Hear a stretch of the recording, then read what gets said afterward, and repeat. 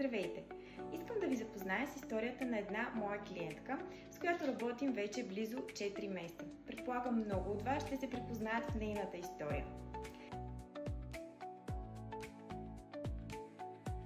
Става въпрос за една дама, млада дама, която активно развива своята кариера и съответно покрай ежедневните задължения в работата, в един момент физическата активност започва да застава на заден план. Тя се свърза с мен с следните цели: да свалим излишните килограми и да стегнем тялото. Какво направихме всъщност?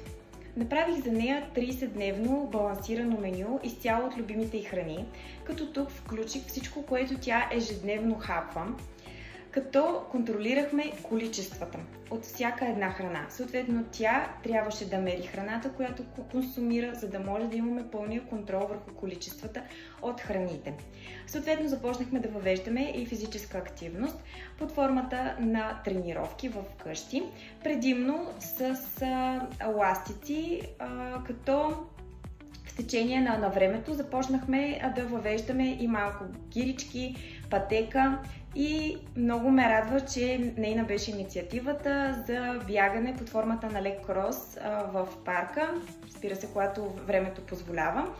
И всичко това в съвкупност, заедно с много воля и постоянство, доведе до ни наистина добри резултати. Вярвам, че с нея имаме още много какво да работим и какво да постигаме, но целите са пред нас и стискам палци другите снимки да са още по-успешни и тя да се чувства още по-енергична, още по-здрава, щастлива и уверена в себе си и в собственото си тяло.